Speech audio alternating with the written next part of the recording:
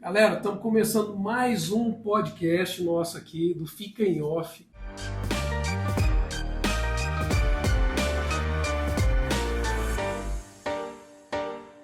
E hoje, como um amigaço que eu tenho, a pessoa que eu tenho o maior carinho do mundo, que eu tive aí o prazer de conhecer há pouco tempo, mas o respeito já é muito grande, eu quero apresentar para vocês aqui hoje o Mauro Chemali. Mauro, de antemão, eu quero te agradecer imensamente pelo seu tempo, pela sua disponibilidade de vir aqui para a gente poder bater um papo, trocar uma ideia, tirar um pouco as dúvidas da turma aí sobre o marketing, né, que é onde você tem um know-how imenso disso aí. Então, muito obrigado, viu? Quem agradece sou eu, né? Mais uma oportunidade da gente poder falar do nosso negócio, tirar dúvidas e mostrar que ele realmente funciona. Então, Ciro, eu te agradeço e retribuo, né? O conceito que tu tens por mim, ele é recíproco. Obrigado. Mauro, para iniciarmos aqui, eu gostaria de te pedir para você contar um pouco quem é o Mauro Chemali. Como que o Mauro Chemali empreendedor, que começou aí um grande império da mídia OH, não é isso? OH, isso. OH. Então conta Out para mim, of cara. home. Out of home, né? Conta para mim, cara, um pouco dessa história aí. Bom, minha vida nesse segmento começou aí há uns 27, 28 anos atrás. Eu era casado com a filha de um publicitário bastante conceituado, um cara jurássico no negócio, a gente chamava ele, né? Porque ele foi um dos caras que praticamente inventou o outdoor, né? O outdoor era aquela tabuleta antiga com colava folha de papel que ainda existe até hoje, né? E certa feita ele me convidou para trabalhar com ele e eu disse, nossa, de jeito nenhum, né? Não vou trabalhar contigo nunca. Mas como? Isso aqui é de vocês, ele dizia, né? E eu disse, não, isso aqui é teu dos teus filhos, né? Não é meu não, né? Ah, mas vai ficar para vocês? Não, vai ficar para eles, não vai ficar para mim. E tu já tá rico bastante, né? Eu preciso enriquecer sozinho, sem te ajudar nessa. Mas o tempo passou, 2 meses, e um grande amigo meu, né? Ricardo Saldanha, se envolveu numa empreitada dessas. Ele tinha uma empresa de publicidade no exterior e viu que errou num negócio, né? Me pediu uma ajuda e eu disse, cara, vou ver o que eu faço. E aí, sempre meus insights são rápidos, né? Eu disse, olha, se tu não for vaidoso, eu te salvo. Eu disse, como assim? Não pode ter vaidade.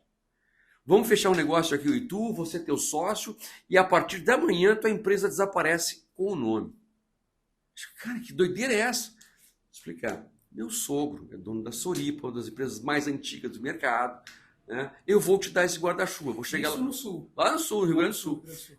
Mas essa empresa do meu sogro já havia sido a maior empresa do Brasil no segmento de outdoor, né? Ele tinha no Brasil inteiro.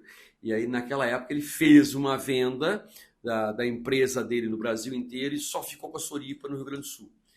E aí, a minha proposta para ele foi a via de acesso, que era a empresa dele, deixava de existir, nas tabuletas, todas passavam a ser Soripa. Eu cheguei lá para o meu ex-sogro e disse, olha, a partir de hoje a gente vai trabalhar junto, né? Me associei a uma empresa, vou tocar a minha e a tua. Eu disse, não estou entendendo nada. Mas ontem não queria.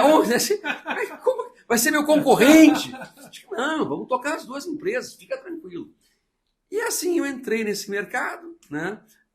Passado lá 2 anos, 1 ano e pouco, a gente vendeu essa empresa do Ricardo e minha, via de acesso, para uma multinacional, né? E eu vim para Calas. Como é que eu vim para Calas? O Calas, né, veio para Porto Alegre e chateado, pô, como é que vocês venderam a empresa? Não me falaram nada, não me ofereceram. Na verdade, a gente não vendeu a empresa, nós fomos comprados, né? E talvez tu nem pagaste o que os caras nos pagaram, né? Os gringos nos pagaram uma grana bastante elevada e aí nós A entramos. oportunidade bateu na porta. E aí ele disse, pô, então vem trabalhar comigo. Eu disse, não, você é teu sócio, não vou trabalhar não, né? E assim eu entrei na Calas. E a Calas é uma empresa que me orgulha participar dela, tanto trabalhando como societariamente, porque ela é uma empresa que tem 43 anos, O Calas é um cara genial, né? Um sujeito que devo muito a ele pelo conhecimento dele, pela garra, pela fibra, né? Que esse homem teve em instalar a primeira placa de publicidade dentro do aeroporto, né? E ele continua seu sócio até hoje. Sim, hoje ele ainda é o presidente da empresa, né? Quem é o CEO da empresa hoje é o filho dele, o Rodrigo Calas, que é um outro cara genial, né? E hoje, graças à gestão dele e o nosso trabalho, né? Nós somos hoje a terceira ou quarta empresa do país, e as que estão na nossa frente são as multinacionais, né? O que nos ensinou muito, né? As multinacionais, com a vinda delas para o Brasil, trouxe uma organização para o meio OH, né? Então, hoje a gente está num patamar bem diferente daquele de 43 anos atrás, né? Mas temos orgulho de ser uma empresa hoje OH no Brasil. E bacana, porque até a gente conversou rapidamente antes de iniciarmos aqui, a mídia offline, vamos dizer assim, ela é uma mídia que estava, né, não sei, um pouco apagada, né? Porque essas mídias sociais, essas redes sociais, é tudo muito voltado hoje para qualquer propaganda que se faz, você sempre busca o meio digital. Eu definitivamente eu acredito ainda na mídia offline, na mídia de um outdoor, na mídia de uma revista, enfim. Mas, até dando um gancho nisso aí, no cenário atual, como que você enxerga o futuro com a mídia offline? Bom, vamos tentar traduzir a mídia offline, por exemplo, assim, a mídia de rua, né? Ela tanto pode ser online como offline, né? Hoje ela se propicia aos dois meios. Mas eu acredito que ela tenha voltado a ocupar um lugar de destaque no meio publicitário, né? Aquelas grandes ondas, né, da novidade do telefone, a novidade da internet, né? Elas vêm já se acomodando e achando o seu nicho, mas o OOH, vamos falar em números, né? Ele sai de uma pizza onde ele participava em 5% do bolo publicitário nacional, e hoje ele ocupa de 10% a 11%. Então, nos últimos 5, 6 anos, ele teve um crescimento de mais de 100%. Então, isso mostra que ela tem valor. Criando relevância, né? Onde ela tem valor, né? Porque as pessoas, o cliente não sai da rua, ele não sai de um shopping, ele não sai de um aeroporto, de uma rodoviária, ele está lá. E é ali que ele vê essa mídia, sendo ela offline ou online, estática ou digital, né? Então é ali que a gente impacta esse cara, e esse cara, né, esse cliente, ele não tem um controle remoto para desligar o negócio. Ele obrigatoriamente topa com a mídia, né? E aquilo fica na mente dele, né? Então, eu acho que ela, além de estar recuperando um espaço, ela vem mostrando, né, a sua força novamente. Bacana. É engraçado porque hoje em dia essa galera aí dos 20 anos, sei lá, esses novos empreendedores, mais assim, de 20 anos, 20 e poucos anos, eles ainda não conhecem, eles não viram isso na íntegra, como que funciona a mídia out of home, no caso. Por que eu falo isso? Porque quanto mais engraçado, você pega o meu sobrinho hoje que está com 3 anos de idade, ele desbloqueia o celular, ele mexe, ou seja, estão cada vez mais espertos com as tecnologias e tudo. E essas coisas, por exemplo, um outdoor, eles acabam sendo assim, jurássico, como você mesmo disse. São jurássicos. Né? Cara, isso aí não funciona. Hoje é um influencer, é um youtuber. Esse é o lugar onde a mídia funciona. Só que eles ainda, ou pelo menos não viram a força que tem. né? E cada vez que passa, ouve-se menos. Até é interessante a gente estar batendo esse papo, porque era uma dúvida que eu também tinha. Que a gente entrou naquele assunto que, por exemplo, como que nós metrificamos isso, por exemplo? Que é até uma outra pergunta, mas a métrica de um celular, de uma rede social, enfim, você consegue ver ali o tempo todo como que está. E agora, como que a gente faz isso, por exemplo, explicando aí para a turma, como que a gente metrifica isso? Vamos pensar, conta aquela mesma história que você me falou, da Coca-Cola. Um pouco antes e agora as tecnologias que se tem para poder conseguir ver isso. Bom, esse é um assunto bastante interessante e polêmico. E polêmico.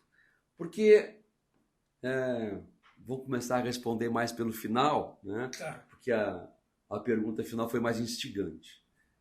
Eu desafio qualquer um de vocês, né, que a gente passa hoje 24 horas com o celular na mão, né, e isso faz com que a gente trabalhe 24 horas. E aí onde são os meios que a gente circula no celular, né? O que tem menos valia é o telefone pelo telefone, né?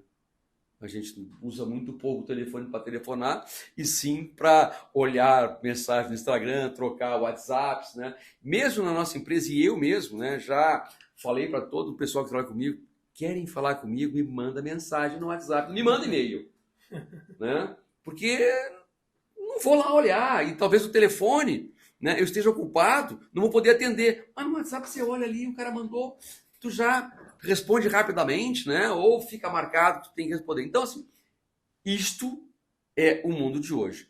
E dentro desse mundo existe uma enxurrada de propagandas, de publicidade, de uma coisa infinita. Eu desafio vocês todos que estão aqui a me dizer qual foi que vocês viram hoje.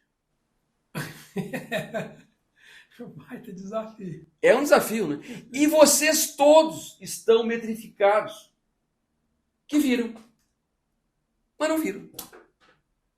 Então, passar pela mídia não quer dizer que você a viu. Porque você está com o dedinho ali passando para cima, né? Não está olhando, mas mostrou que você tocou, que ela passou no seu celular, que você viu. Então, essa métrica, eu não acho que ela é tão impactante assim ou tão fidedigna. Não estou excluindo, hein? Acho ela super legal, ela é válida, mas veja o desafio que eu fiz a vocês. Agora, se a gente passar por alguma coisa na rua diferente, monstruosa, grande, gigantesca, se volta para casa com aquilo na cabeça. E aí nós vamos pegar os grandes impactos hoje dos painéis que estão na rua aí em 3D. Tenho certeza que o primeiro que tu vê, tu vai gravar e vai fazer a volta na quadra para ver de novo. É impressionante.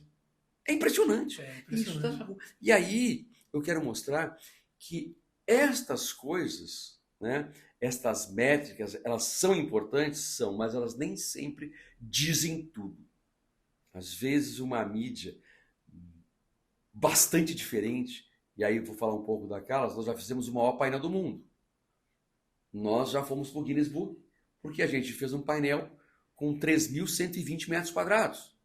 Toda aquela fachada do Hotel Holiday Inn, ao lado do aquele shopping lá onde acontecem os eventos, lá em São Paulo, né, na Marginal, aqui a gente fez um painel. Um negócio gigantesco. Então, assim, duvido que todas as milhões de pessoas que passaram por ali tenham esquecido aquele grande Kaiser, que era um painel que foi pro Guinness. Então, não sabia disso não, que massa. Maravilhoso, a gente está no Guinness, né? Então, com esse painel, super legal. Então, quero dizer que nem sempre, né, o passar os olhos é uma metrificação que tenha uma valia, se o cara realmente viu ou absorveu aquela publicidade. E aí existem hoje várias métricas que se criaram para que a gente numere o número de clientes que passaram ali. Uma delas, o celular, né? A gente coloca um artifício no painel, que esse artifício lê os celulares que passaram ali pelo IP, e aí eu vou dizer que realmente tantas pessoas passaram por ali. Será que viram? É a mesma história do dedinho. Mesma história do dedinho. Tem outra métrica, que é mais sofisticada, que aí ele conta a ISIS do sujeito que olhou para o painel. Tipo, opa, essa é mais quente.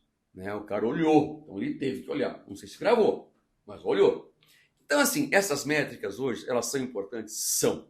Mas a seriedade do negócio, para mim, é muito mais importante. Quando a gente faz alguma coisa que sai da caixa, e aí vou falar, por exemplo, nós da Calas saímos da caixa 2 vezes no ano passado, quando a gente criou os túneis de Congonha. Legal, uhum. Meu, aí eu vou dizer, qual é o passageiro que sai do aeroporto de Congonhas sem ver aquele túnel? Mas é impossível. Né? É a única saída que tem. Ele sai e passa por ele. Quer dizer, um negócio gigantesco.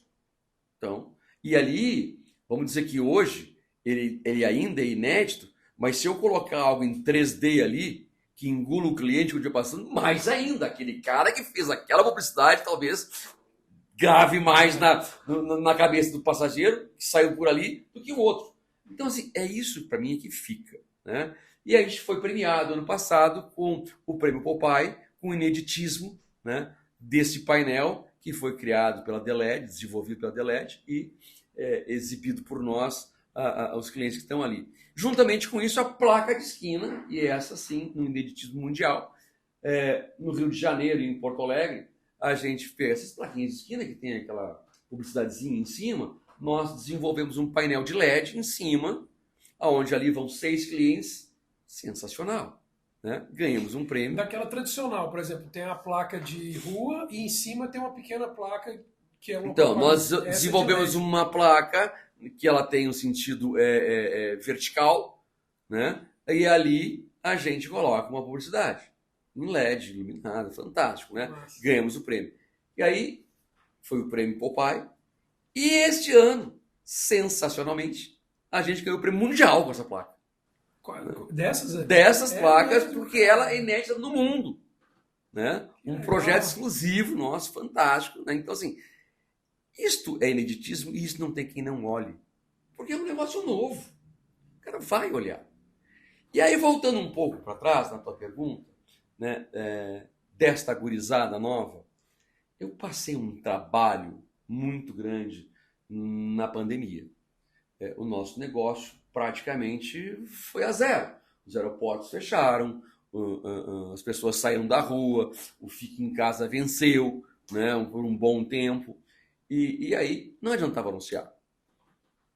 E aí nós resolvemos criar na empresa um grupo chamado Grupo de Inovação. Né?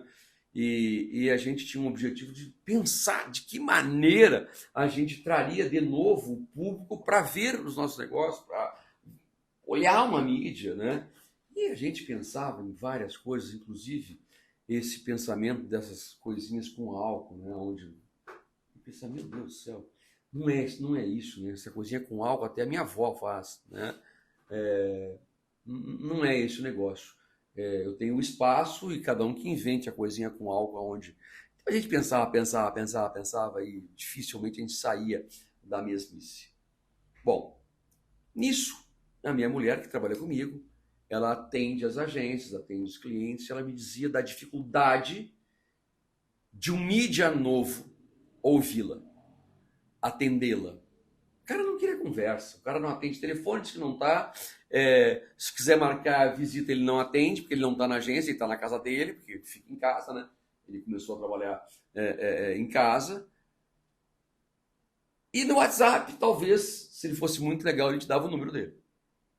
Então, olha a dificuldade que tu tens hoje de chegar numa agência de publicidade e oferecer um produto novo, mostrar o teu negócio.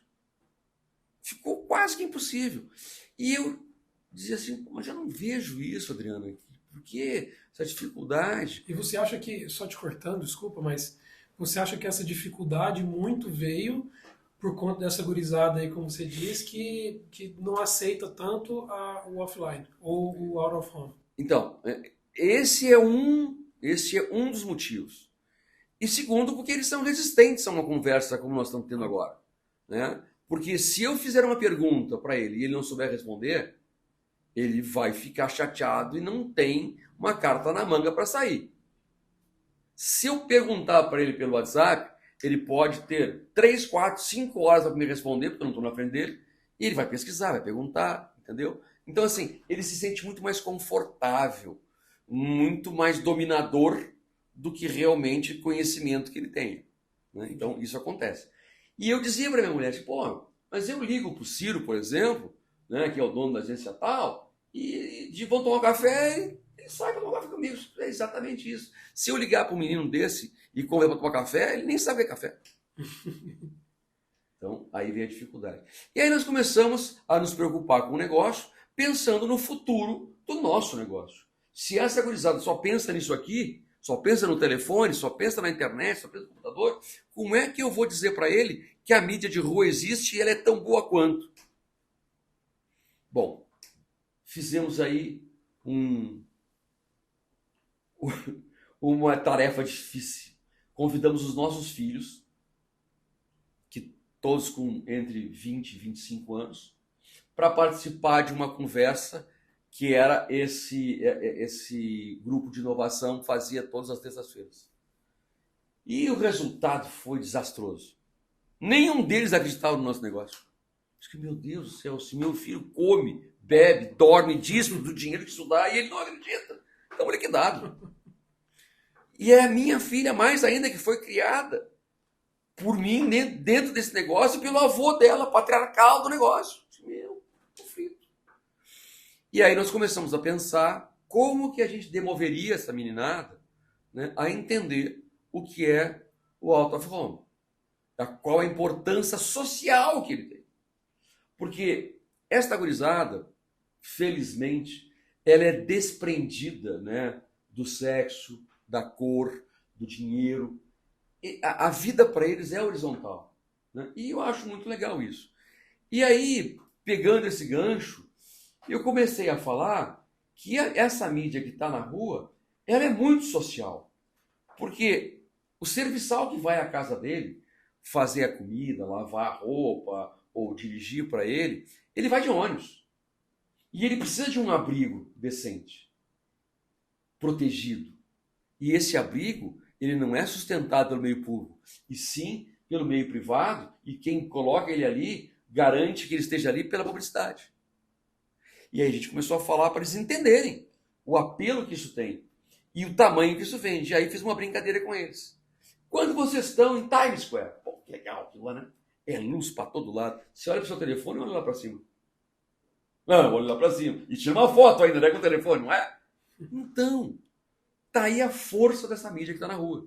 Então, nós nos demos conta dentro da casa que a gente precisava voltar para a faculdade, criar um curso aonde, no curso de publicidade, houvesse uma cadeira de OH mostrando realmente o valor disso. E a gente criou juntamente com a FGV esse curso.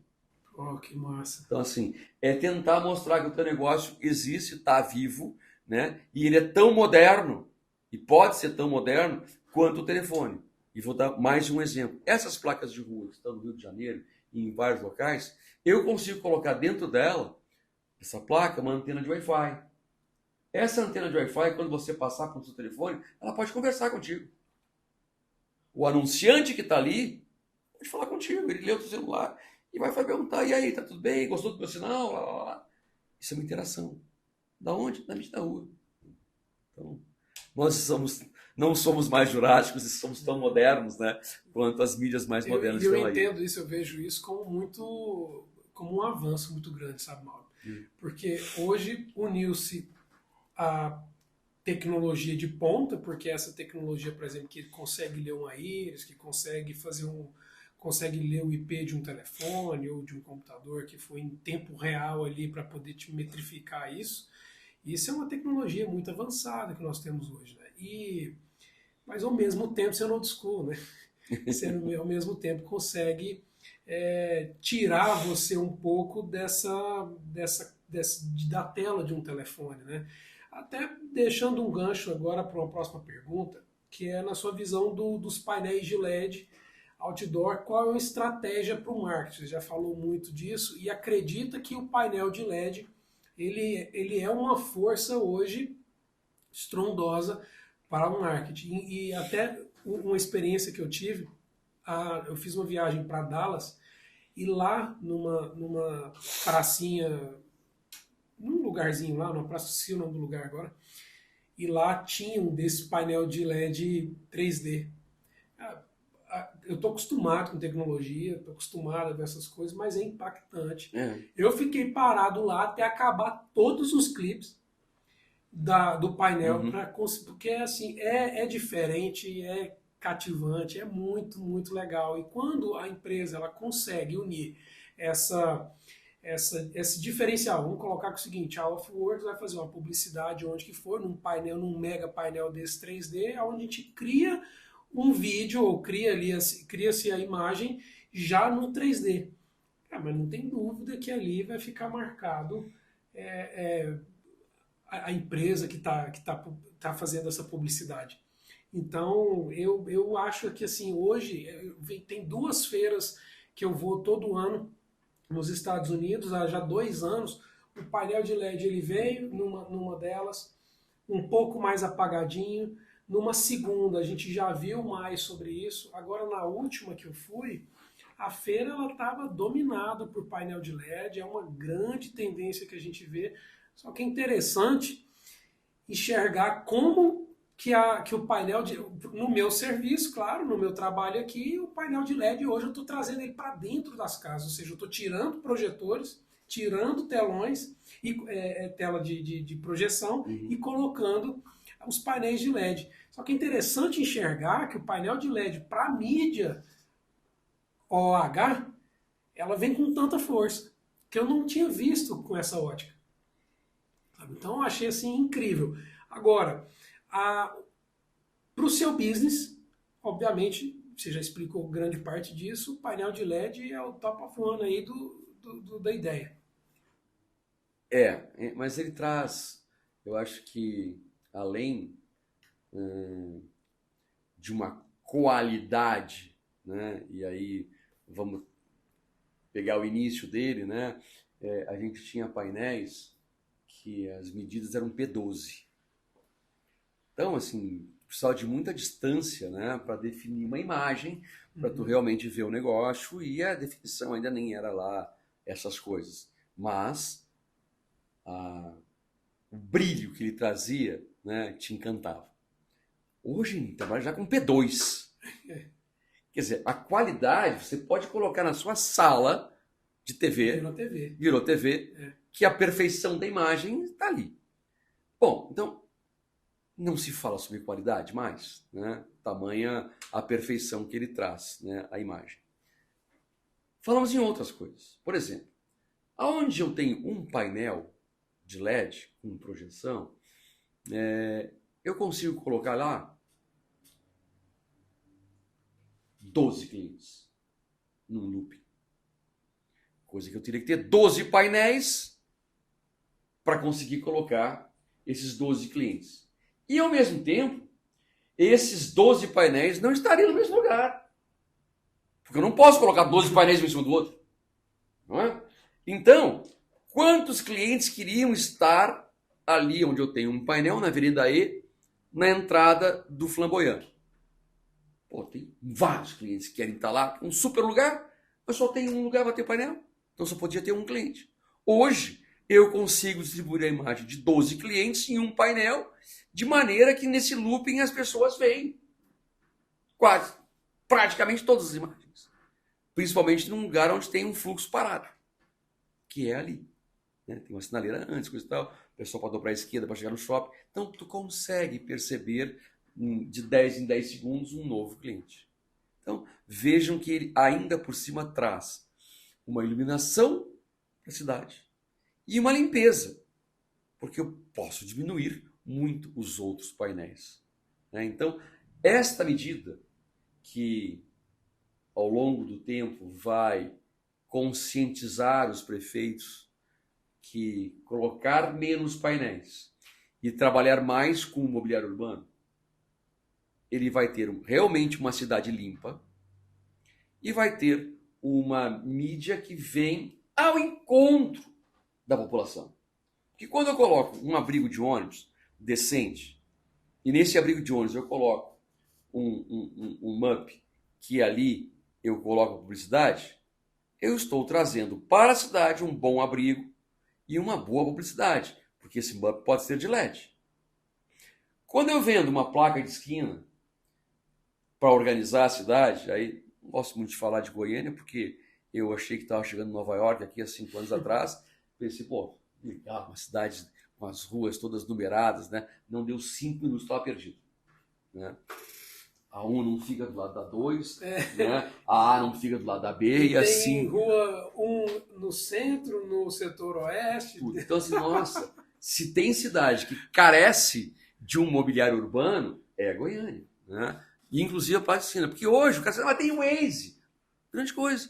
Porque se o Waze te mandar dobrar a esquina, você vai ver se aquela esquina que ele mandou dobrar é a rua mesmo que está ali, né? Como não tem plaquinha, você não sabe, você continua perdido. Né? Ou à mercê do Waze se perder ou não, ou enfim. Então, essas coisas, o mobiliário urbano, ele vem para trazer um conforto à população. Os relógios de hora e temperatura. Pô, que material legal. Ali tem uma publicidade, mas a população sabe a temperatura, a população sabe a hora, a população sabe, nesses relógios, qual é a umidade do ar, qual é o nível de poluição que tem naquela área. Tudo isso a gente não consegue medir. Ainda conseguimos colocar câmeras que vão estar ligadas ao sistema de segurança da cidade, que elas estão monitorando a cidade. Porque eu coloco essa câmera não é para eu me exibir e me enxergar ali. Não. É para realmente fazer um benefício para a área de segurança ter mais áreas monitoradas por câmeras. Então, esse é um benefício. Então, daqui a pouco, quando esse número de objetos estiverem instalados na cidade, a gente pode dar mais um passo. Vamos cuidar dos parques. A gente vai colocar bancos decentes nos parques, vamos colocar academias nos parques. Né? Tudo isso fazem parte de uma composição do mobiliário urbano. Vamos colocar bicicletários nos parques. Então, isto é só os prefeitos pensarem e se atentarem que eles vão gastar nada mais de que uma equipe de advogados para criar um edital e uma folha de papel. Mauro, uma curiosidade nisso. Hoje, obviamente, acredito que seja uma ideia que você tem que já tentou implementar. Já. E qual é a resistência que se tem? Não precisa entrar tanto na minúcia disso, mas você acha que a resistência vem no próprio município? É um somatório de coisas, por exemplo, né? Quando eu falo num instrumento desses, né, nos equipamentos desses, eles não são equipamentos baratos, né? São equipamentos que, vamos lá, agora vou dar um exemplo, nós ganhamos uma licitação agora em Recife, onde a gente vai instalar 3.000 equipamentos de abrigos de ônibus. Nós estamos falando de um investimento aí perto de 80 milhões de reais. Ora, para participar de um negócio desse, uma empresa precisa ter um lastro. Ela não pode ser formada ontem ali, né? Ter um capital de 10 mil reais, como geralmente a gente olha nas empresas que se falam, né? Ah, tem 10. Cara, você não consegue fazer isso. Mesmo que ele participe de um negócio desse, para instalar um equipamento desse, ele tem que ter, no mínimo, crédito. No mínimo, crédito. Né? Se ele não tiver o dinheiro, ele tem que instalar. Ele não pode pegar dinheiro. Não é entrada, né? Então, o break-even de um negócio desses, né, é para cima de 5 anos. Então, assim, ele vai ter que arder com o dinheiro do bolso dele para começar a buscar o dinheiro dele de volta. Então, o que a gente encontra de obstáculos? Muitas das empresas locais, que são menores, com capitais pequenos, jogam com seus vereadores, né, para que eles não aprovem leis que deixem o mobiliário urbano, né, aparecer. Então, assim, leis que foram no início tumultuosas, né, que foi a Lei Cidade Limpa de São Paulo. Hoje São Paulo é uma cidade organizada. Né? E antes você via a grandiosidade dos painéis e os próprios empresários se matavam. Eu vou dizer como. Porque tu colocava um painel, vamos lá, que a verba da Works fosse vou falar 5 valores hipotéticos aqui. R$ 1.000 para comprar um painel de 7 por 360, que é uma medida padrão. Aí eu pegava os teus R$ 1.000. Mas aí o meu concorrente botava um painel de 10 por 4. Obviamente tem que custar mais caro, com 7 por 360, né? Aumentou tua verba? Não. Só que aí ele me roubava os teus 1.000 para botar naquele teu painel lá, porque o teu 1.000 é o mesmo. Uhum. Né? Mas ele gastou mais, ele está lucrando menos. Aí o outro cara inventava um painel, né, de 7 por 21. Pô, custou muito mais caro, mas o teu 1.000 é o mesmo. Aí tu pegava, não, era parecia um 7 por 21, é muito maior, né? Jogava lá. Então isso era uma coisa predatória. Os caras iam se matando e a cidade ia ficando um grande monstrengo. Até porque aquele painel de 7 por 360 quase ninguém mais queria comprar. E o cara não tirava de lá. Ele tentava vender aquilo. Né? Em vez de 1.000, ele tentava pegar 500 pila, 200 pila pelo painel. Né? Então, essa lei Cidade Limpa, organiza a cidade. Né? Porque realmente, se tu olhar para as grandes cidades mundiais, né? Nova York, Paris, Londres, né? Tu não vê esses gigantes na rua. Você vê uma área onde eles estão, todos em LED, né? Com espaçamentos ou distanciamentos obrigatórios, que é lá de 2 km, de 3 em 3 km, né? Tem um desses. Mas o que compõe até chegar um e outro são os bumps das abrigos de ônibus, são as placas de esquina, são os parques que tu vai passear e ver. Então, isso é a publicidade limpa, que um dia todas as cidades vão chegar. Agora, por enquanto, a gente encontra resistências, né, dos locais, obviamente, né, que lutam pelo negócio deles, óbvio, né, não quero desmerecê-los, né, mas impedem que a Câmara de Vereadores abra uma licitação que geralmente virão empresas de fora, né, com capital de fora, para poder participar de um negócio desse tamanho. Hoje, essas placas que ficam nas placas de esquina, quais cidades hoje você trabalha com mais força elas? Rio de Janeiro, Salvador, Florianópolis, Porto Alegre. Já tem muitas, então, né? Sim. E os abrigos de ônibus, agora vai botar essa grande quantidade em Recife e tem outros também? Temos em vários lugares, em Florianópolis também. Temos. Legal. A gente à medida que as cidades vão participando, abrindo essas estações, nós participamos, né? E quem participa são as grandes empresas que têm capital para honrar um negócio desses, né? Mauro, e agora vamos entrar num assunto interessante e muito polêmico hoje em dia, que é inteligência artificial. Hoje, na sua visão de publicitário, obviamente, como que você enxerga a inteligência artificial no marketing? Então, eu pensei muito sobre isso, porque como que ela vai interagir, como ela vai entrar no marketing, né?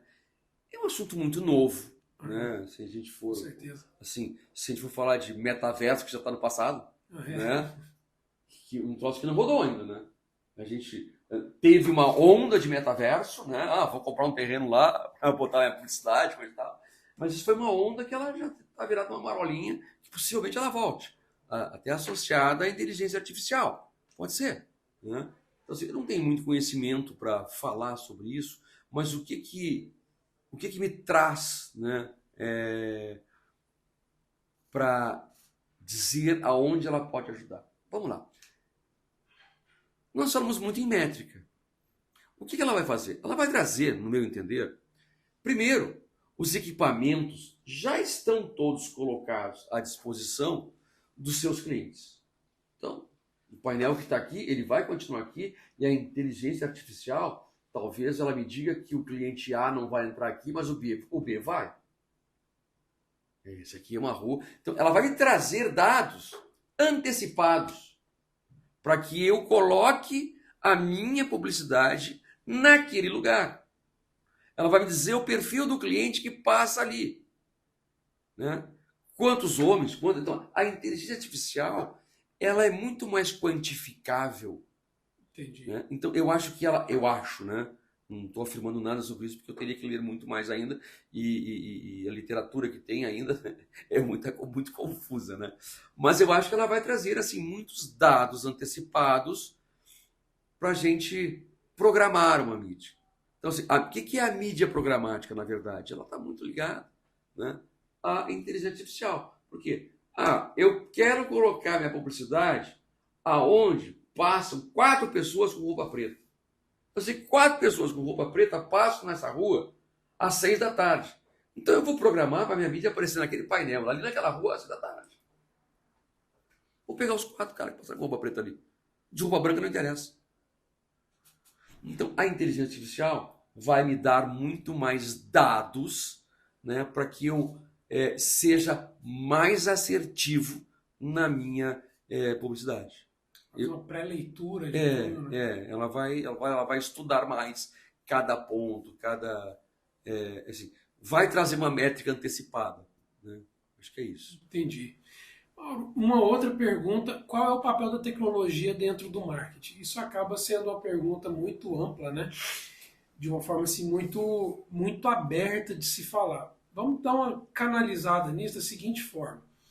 Hoje eu vejo que, por exemplo, a Callas entrou muito forte com a tecnologia dos painéis de LED, por exemplo, e utilizando aí as boas ideias de criar os túneis, ou seja, enfim, essas tecnologias eu estou vendo mais uma vez eu fico assim, surpreendido por utilizar tudo isso, toda essa força para eu vou falar o offline só para separar do que está fora do nosso aplicativo, do telefone aqui.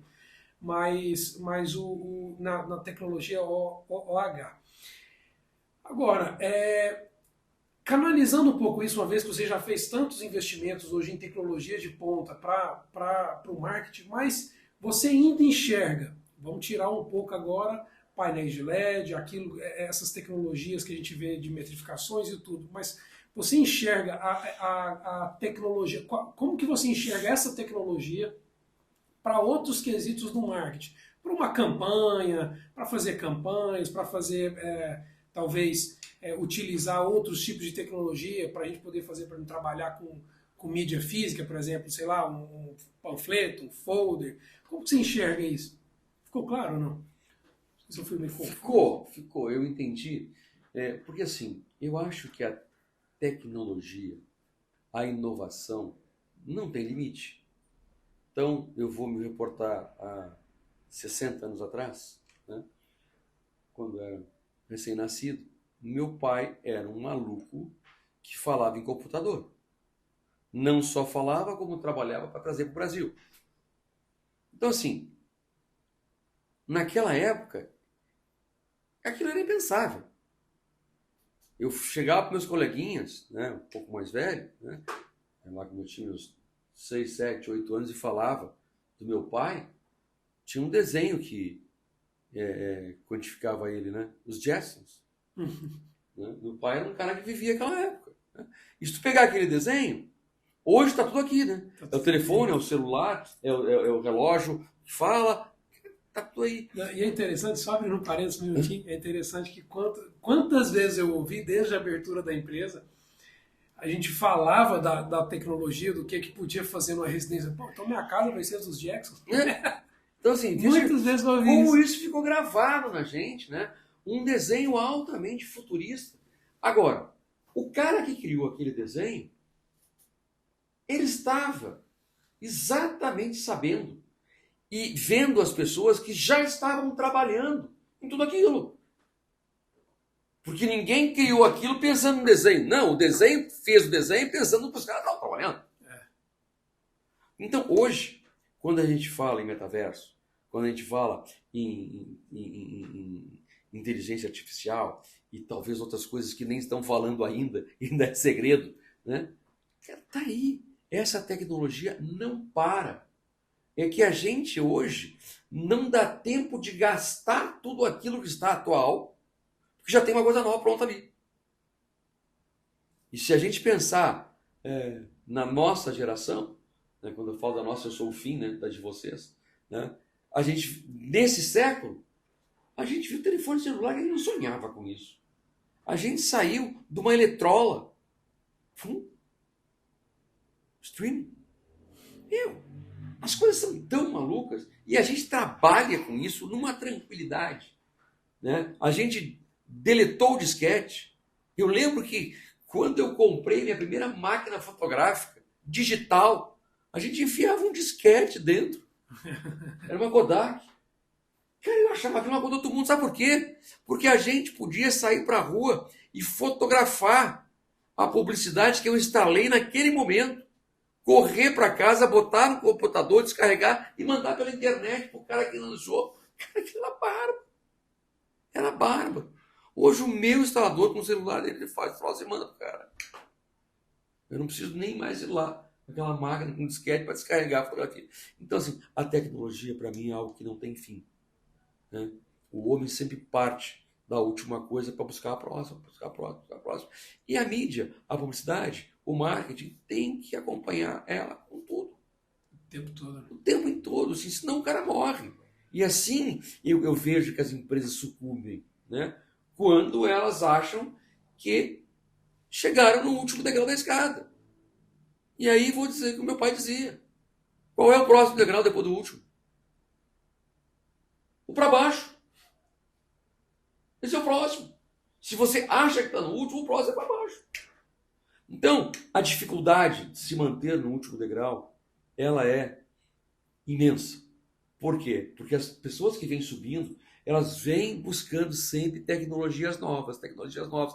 Se você acha que lá em cima não precisa mais, acabou. Acabou, né? Já alguém passa na sua frente. Então, você tem que estar sempre pensando que precisa mais, que quer ouvir mais, que quer que as pessoas te mostrem mais coisas, mesmo que elas deem errado. Né? Testar alguma coisa que deu errado é um grande acerto. Não fazer mais. Uhum. Né? Então, acho que a tecnologia está aí e a gente é obrigado a se render a ela e se adaptar a ela. Engraçado que no nosso ramo, obviamente, a gente também tem que estar antenado o tempo todo das novidades, das tendências que vêm vindo, justamente porque a gente tem sempre que ter um diferencial. Quando a gente começou a empresa, não existia o comando de voz.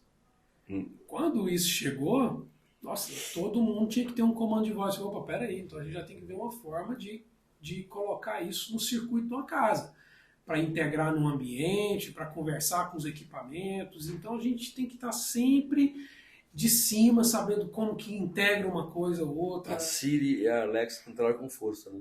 Muita força. Muita força. Tá bom? Hoje em dia, Mauro, a gente, qualquer projeto, antes a gente fazia projetos para casa e colocava uma na casa, que ainda tinha aquela certa resistência. Hoje, dificilmente eu faço uma casa sem colocar uma por cômodo. Sabe? Sem colocar, porque é muito prático. E olha só que interessante, hoje eu falo, cara, é super bacana você pegar seu celular agora, pô, tô indo para minha casa e tá calor, já vou ligar o ar e tudo, isso é fácil, é rápido de você conseguir mexer, tá no aplicativo no telefone. Mas quando você chega em casa, por exemplo, muitas vezes a gente que vive isso, tanto aqui no trabalho quanto em casa, poxa, a última coisa que eu vou pôr na minha mão é o celular. Então, o aplicativo para a automação residencial, ele já está ficando para trás. Porque é muito mais fácil você conversar com a sua casa. E engraçado que eu tive um podcast que eu conversei com o João Paulo, ele é mestre em inteligência artificial, um cara genial, inclusive formou comigo, muito bacana. E eu estava falando para ele assim, como que você enxerga hoje a inteligência artificial que você desenvolve, que você trabalha, pensando no futuro de uma residência? Ele me falou assim, Ciro, sem sombra de dúvida, a sua casa ela vai se tornar um organismo vivo. Ela vai trocar ideia com você da seguinte forma. Poxa, Mauro, você parece que chegou cansado hoje. Vou ligar aquela música que você gosta. Ó, tem na geladeira aquela comida que você gosta, o vinho que você gosta de beber quando está desse jeito, tá aí. Ou seja, a casa ela vai entrar na sua vida, ou seja, para reconhecer que você não tá bem, para colocar aqui uma música boa, ou pô, você está super animado, né? Vamos ver um filme? E qual que é o filme que o estilo que o Mauro gosta? Eu gosto de filme de ação. já liga seu home, já liga o som. Aí eu falei assim, poxa, o negócio vai longe. Aí eu já me deu um insight seguinte, falei, cara, eu já tenho que começar a preparar, porque aplicativo, daqui uns dias, você não vai nem, obsoleto. você nem vai precisar mais. E olha o tanto que é moderno um aplicativo. Você controlar a sua casa por um aplicativo. Hoje, as fechaduras eletrônicas, elas já conseguem ser integradas à automação para rodar uma cena na sua casa. Ou seja, coloca a biometria do dedo indicador, prepara a casa de uma forma. Coloca do dedo médio, prepara a casa de uma outra forma. Então, e se a gente não fica antenado e vai conversando com esses pontos, por exemplo, é um que entende muito de inteligência artificial, um outro que entende muito do marketing, como que isso agrega pra gente, como que eu coloco... Como essas coisas se ligam, né? Como elas se ligam. Exato. E tudo em volta da tecnologia, né? Sem problema. Tudo em volta da tecnologia, né? Mauro, agora, saindo um pouco aí dessa linha, hoje, aquela vez quando nós conversamos sobre colocar uma publicidade no aeroporto, você me deu várias ideias de coisas interessantes que nós poderíamos fazer e tudo. Hoje, como que você monta a estratégia para uma empresa? É o seguinte, você, por exemplo, vamos colocar o exemplo aqui da Off-Work, você entraria em contato com o Iago hoje, que toca nosso marketing aqui todo, e alinharia uma melhor ideia, ou parte da gente, olha, tá aqui o local que vai ser feito, ou seja, que a gente combinou de fazer a publicidade, me manda o que vocês querem, eu faço, e eu já vou fazer aquilo que vocês me passarem, ou não, deixa que a gente vai propor certas coisas e a empresa aprova. Qual que é o caminho hoje em uma estratégia, sem pensar agora nessas partes perdão, painel de LED de rua, essas coisas, mas para o fim do marketing no aeroporto, por exemplo? Então, preciso te falar que a nossa empresa hoje, ela se divide em produto e comercial. O produto é a parte pensante naquilo que vai criar para o comercial vender. Aí existem algumas pessoas na empresa, que são os mais velhos, os mais vividos, que além de ser comerciais, eles já viram tanta coisa que eles se atrevem, né, a sugerir o que vai dar mais certo, o que pode ser feito. Eu tive o atrevimento esses tempos de não colocar a publicidade de alguém que estava me contratando para colocar aqui. Eu disse, cara, isso não vai vender, vai ficar ruim, isso não diz o que tu és. Então assim, cuidado, procura alguém que vá trabalhar primeiro a tua marca para depois tu exibi-la. Não quero bater tua carteira. Hoje, o nosso tamanho é tão grande que eu não quero sofrer alguma coisa desse tipo. Então, eu não me considero só um comercial, eu me considero realmente um conhecedor da publicidade, do negócio que dá certo e de como ajudar vocês. Claro que as agências, né, têm esse trabalho. Eu não sou uma agência, eu sou um veículo, eu sou a ponta. Né? Eu estou numa ponta, o cliente está no outro e a agência está no meio. Né? E geralmente o criativo parte de uma agência. Né? Eu só veiculo aquilo que eles criaram. Mas, como eu digo, meus anos de estrada, né, me deixo a me atrever a dar os meus pitacos naquilo que eu acho que pode ajudar mais o cliente.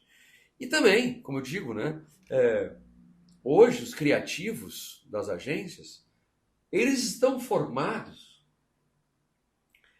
para criar alguma coisa online, no telefone, na coisa. E é onde é fácil, onde não dá muito trabalho. Porque tu criar hoje uma marca ou uma publicidade que se destaque dentro do offline, cara, o cara tem que pensar muito. O cara tem que se atrever a conversar com o cliente. Dizer, cara, tua marca está com algum problema. A gente precisa trabalhar alguma frase de efeito que te leve à marca, que evidencie, que o cliente olhe aquilo e diz, opa, seja instigado. Então, eu gosto de fazer isso. E se eu puder orientar o meu cliente que faça isso com a agência dele ou com o criativo dele dentro da empresa dele, eu vou ajudar, né? E vou orientar. Então, a minha parte é essa. Agora, claro que o meu negócio fim é exibir. Né? Entendi. Até uma das perguntas que nós temos é sobre o profissional do marketing. Assim, qual que é uma habilidade que ele precisa ter que você hoje julga que é primordial para o seu negócio? Porque como você não é uma agência, você é um meio, né? É um veículo. Perdão, um veículo. Qual é assim uma habilidade assim principal que um colaborador teria que ter para poder trabalhar nesse meio? Então, eu, antes de ser publicitário, já fui várias outras coisas na minha vida, entre elas diretor do Senac. E quando eu era diretor do Senac, a gente formava uma mão de obra na cozinha e outra na sala, né? Então, o cara que é um criativo na cozinha precisa de um vendedor na sala. Quem é esse vendedor? O garçom. Então, se esse garçom não provar a comida, ele jamais vai vender a comida e vai ser um tomador de pedidos. Será que ele foi um bom profissional se ele só tomou pedido? Não, um bom profissional é aquele que sabe vender, né? Pô, o cara hoje lá tá com jacaré. Preciso vender aquele jacaré. Como é que ele faz se ele nunca provou um jacaré? E se o cozinheiro nunca mostrou para ele que o jacaré é um negócio legal, como é que ele vai vender pro Ciro o jacaré? Ou sugerir pro Ciro, ora, o jacaré hoje tá maravilhoso. Assim é o profissional de marketing. Se ele não respirar a work, se ele não conhecer quais são todas as etapas do negócio de vocês, para ele criar de maneira que instigue aquele cara que queira ter uma automação, que queira ter um som de fidelidade na sua casa, ele não jamais vai fazer uma boa propaganda. Então, para mim, esse cara, se ele não passar aqui dentro, é que nem o arquiteto que não dormir com o casal para fazer o quarto dele. Entenderam? Então, para mim, o principal do negócio não é ele ser um grande criativo. Isso ele vai fazer depois que ele sentir o que é o teu negócio. Por isso que eu acredito muito nas houses, né? Por que as agências estão perdendo poder? Porque os donos de negócio estão trazendo as agências exclusivas para dentro do seu negócio, as houses. Lá dentro o cara pensa o Works o dia inteiro, come o Works, vende o Works. Então, é nisso que eu acredito, né? Que quanto mais o cara estiver aqui pensando no negócio, melhor ele vai vender lá fora, né? É como eu amo meu negócio. Eu vendo ele de uma maneira que eu nunca tirei um folder da pasta para vender. Eu falo dele com tanta propriedade que o cara fica louco para comprar. Então, mas fica mesmo. Entendeu? Então é assim que os profissionais de marketing têm que trabalhar, né? Eles precisam conhecer o negócio. Engraçado, Mauro, que até entrando numa outra pergunta, que é como se é importante ter um profissional de marketing dentro da empresa ou terceirizar. Eu, particularmente, eu tive algumas experiências negativas com a terceirização do marketing, porque, querendo ou não, apesar da automação ser um produto hoje já muito bem difundido, mas é novo para muitos. Então, quando você vai pesquisar algo sobre automação, você encontra pouca coisa quando a gente está falando no âmbito aí de empreendedorismo e assim vai. Mas quando eu iniciei e a gente começava a terceirizar, eu me reuni com muitas agências para falar disso. Um ponto que eu vi muito negativo, um ponto muito negativo foi, primeiro, eles não conheciam do trabalho e queriam generalizar. Ou seja, primeira generalização que eu via. Não, eu vou te trazer seguidores no Instagram. Eu falei, cara, primeiro eu não quero seguidor, eu preciso de cliente. E eu comecei a ver assim, a dificuldade dessa galera nova entender do seguinte, assim, não, eu não vou escalar a minha empresa numa rede social, eu vou dar voz da minha empresa lá, mas eu não quero escalar ela lá, eu não sou um youtuber, certo? Eu sou uma empresa que tem estrutura física, que eu preciso trazer o cliente aqui dentro para ele vivenciar uma experiência, para ele começar a entender o que é uma automação. E eu tive, e aí pegava as coisas para ver, eu falei, meu Deus, eles não sabem nada. E eu não conseguia, de jeito nenhum, Mauro, conversar com eles assim, para eles entenderem o negócio. E foi quebrando a cabeça. E assim, eu acho que, sei lá, 70, 80% das agências que eu fui queriam me vender literalmente Um pacote. o pacote, que é o Instagram, o Facebook e tal, e assim por diante. E eu fui muito feliz quando eu falei assim, peraí, eu vou trazer para dentro da empresa, porque assim, por exemplo, um colaborador do marketing que for, por exemplo, um videomaker, que for o web designer, o Iago, eles vão entender o que é a automação na íntegra. E eles vão poder falar disso, porque o que o marketing, na minha opinião, faz? Ele dá voz pra gente, ou seja, eu grito aqui dentro e eles colocam o megafone ali fora para que o mundo escute o que a gente está fazendo aqui. Só que como que eles vão fazer isso, uma vez que eles não conseguem compreender a essência disso? O que é você sentar numa sala de home, escutar um som extremamente calibrado, extremamente bem equalizado. Como que você fala se isso é bom? É a história de vender o jacaré, se você não experimentou ele.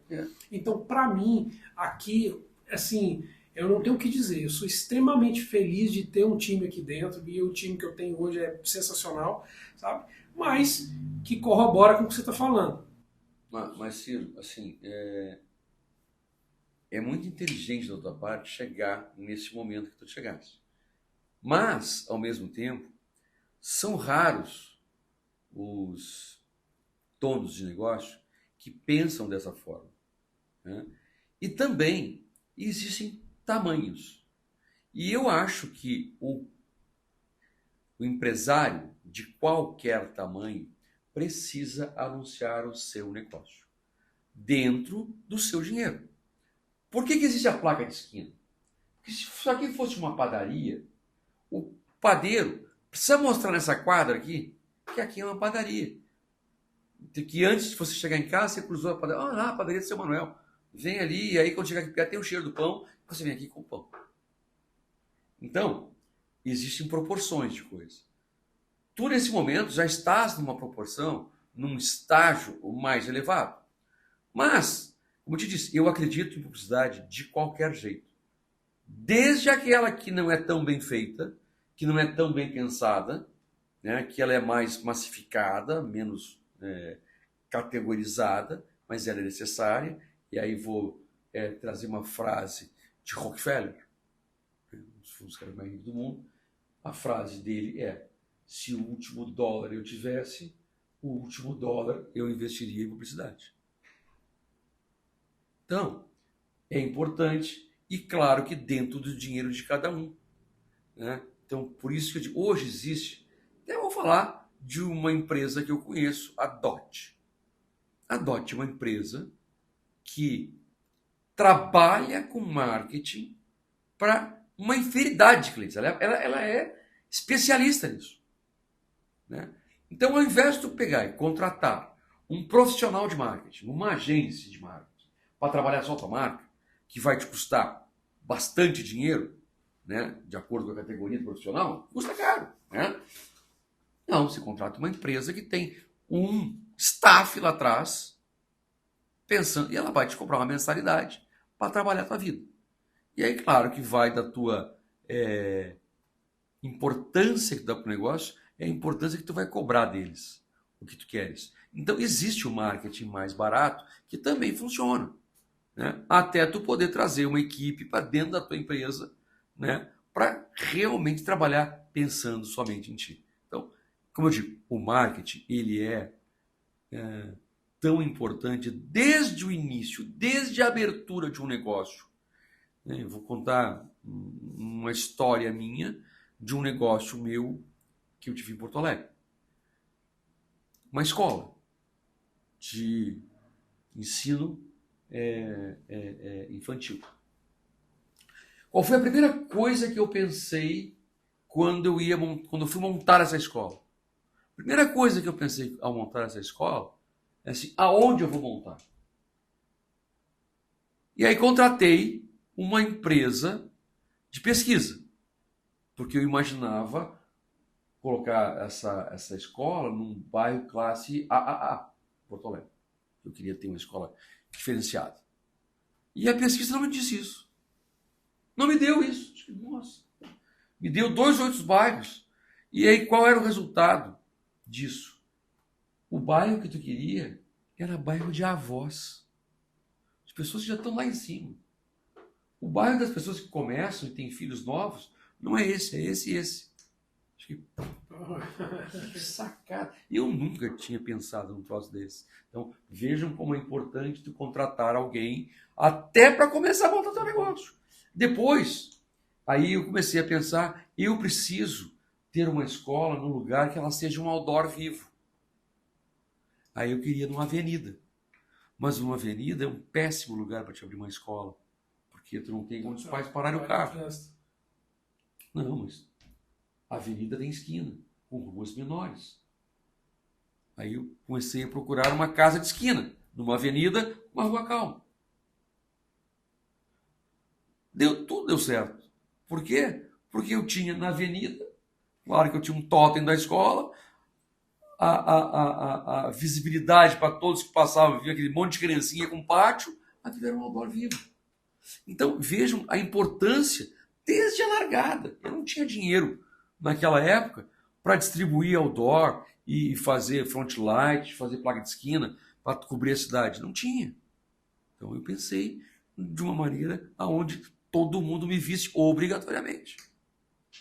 Então isto é tão importante desde o início. Não importa o dinheiro que tu tenha. Pensa que tu tem que fazer alguma coisa. Sabe qual foi a primeira ação de marketing que eu fiz? A escola tem 22 anos, 23. A primeira ação de marketing foi um surto de dengue que teve em Porto Alegre. Eu, no sábado, levei todas as professoras com uma camiseta que eu criei a camiseta, né? E o nome da escola era Kids Stop, né? A Kids Stop não dá dengue para dengue, ou não dá dengue para dengue. E nós distribuímos folhetos na sinaleira, né? Falando da escola, coisa e tal, lá, com esse negócio. Cara, foi barato demais, mas todo mundo naquele final de semana me viu. Então, eu acho importante, desde o panfleto, né? Ele vale, né? Desde que tu faça alguma coisa de efeito que aconteça. E peguei a dengue, né? Que era um surto que Porto Alegre estava vivendo e que mostrava que nós cuidávamos das crianças porque não tivesse isso, lá. Então, eu não dispenso nenhum tipo de marketing. E claro que o degrau que tu estás hoje, né? Ele já está bem acima do cara que está iniciando. Né? Teu negócio já existe há quanto tempo? Está com 7 anos. Então, já é um negócio sólido. Né? Então, com 7 anos, tu começasse e tu já tem a consciência de ter alguém aqui dentro pensando, né, no teu negócio. Então, eu acredito em todos os formatos, claro que uns são menos eficientes, outros são muito mais, mas que ele não pode sair do contato com o público, do contato com o comprador, do contato com aquele cara que seja estimulado a ter isso, porque muitas vezes, o cara que está andando na rua nem está pensando em transformar a casa dele numa casa automatizada, mas ele pode. Ele tem dinheiro para isso.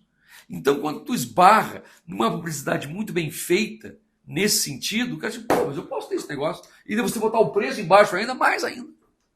Porque, pô, mas tá no meu dinheiro. Por que tu acha que a Mercedes, volta e meia, anuncia a Mercedes a 300 mil reais ou 299? Porque tem muito cara que acha que não pode ter uma Mercedes, mas ele tem o 299, ou tem como chegar. Opa, vou querer ter a Mercedes. Comprei um símbolo de status. Então, acho que todos os meios são válidos, né? Desde publicidade no aeroporto até no panfletinho na rua lá, eu acho que ele é válido.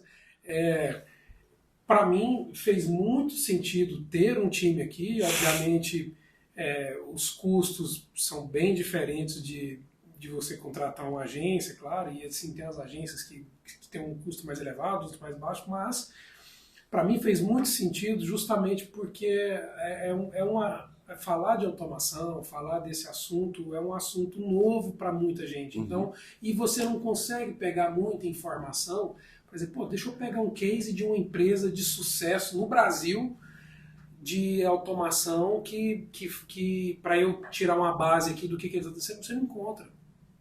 Você encontra empresas assim do tamanho da minha, os que são maiores trabalham de uma forma que hoje a gente trabalha, mas antes disso, poxa, era muito difícil de a gente ver algo.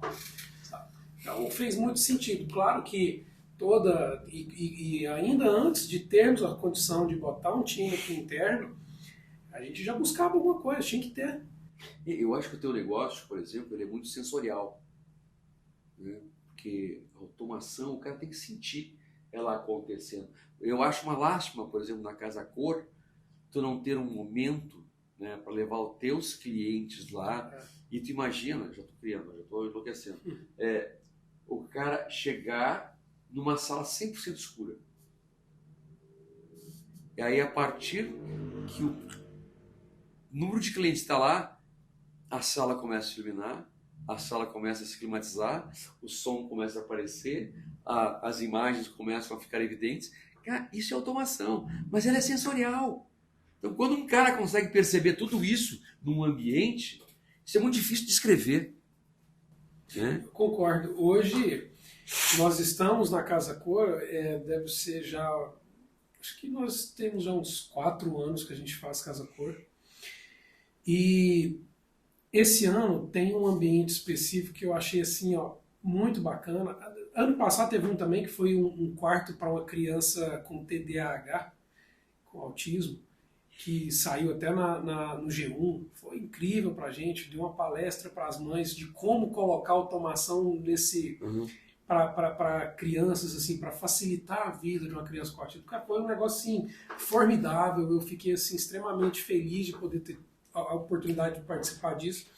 E esse ano, num dos ambientes lá, eu achei assim, muito massa, que é o ambiente da Rose Vaz, que foi o seguinte: ela criou um circuito onde ela apresenta as empresas que estão no ambiente dela, e ela criou tipo um texto, só que ela fala, né, gravado, tudo. E aí, por exemplo, tá passando ali num lugar, ó, essa aqui é a pedra tal, que não sei o que, vai falar um pouco daquele momento, aí foca a iluminação ela dimeriza, abre a iluminação e fala lá e depois ela fecha. Ó, essa aqui é uma mesa de sinuca, assim, com a iluminação da empresa tal, abre a iluminação, ou seja, ela ficou super, eu nunca tinha visto isso, achei massa. Esse momento, não sei se vai dar tempo, né, de tu oportunizar fazer isso que eu estou te falando, porque agora sexta-feira o LEED vai fazer um evento lá dentro. Se não me engano é o Léo Romano, que é um dos arquitetos que vai acompanhar a coisa e tal. Mas isso tu poderia ter feito com os sócios, né? Nesse caminho, onde chegasse num ambiente teu, tu guiar os caras. Não, só um pouquinho, esse aqui é um ambiente feito. Tu é patrocinador do LEED, tu é sócio do LEED. Era a oportunidade para tu pegar e confinar um grupo de pessoas para fazer essa sensação desse ambiente que tu está falando. Verdade, mano. Então, não pensei. Tá aí a dica. Você acredita? É que sabe por quê? Vai dar tempo. Sabe por quê? Ainda. Você não acredita por quê? Não pensei. Claro que tu não tem que pensar nisso. Isso é coisa que o cara do marketing tem que pensar, né? Porque tinha que estar linkado nesse evento, tinha que estar falando para ele que essa Casa Cor existe, tinha que falar que o Gladstone é a minha chance de mostrar alguma coisa ao vivo para meus caras. Isto aí é viver o negócio, né, fora do negócio. Como é que eu vou mostrar a minha automação? Meu negócio é automação, mas eu preciso mostrar. Então, era uma oportunidade. De repente, pega o Gladstone amanhã. Não, ainda dá tempo. Que dia que vai ser? Sexta agora. Sexta agora, né? Dá tempo ainda. Porque tá tudo montado, tudo prontinho. Tá tudo montado. Aquele povo que for chegando lá, ele vai ser guiado até passar todos os ambientes. Quando chegar no teu, cria uma situação para que eles percebam todo o teu negócio, todo o som, toda a luz, todo o cheiro, enfim, né?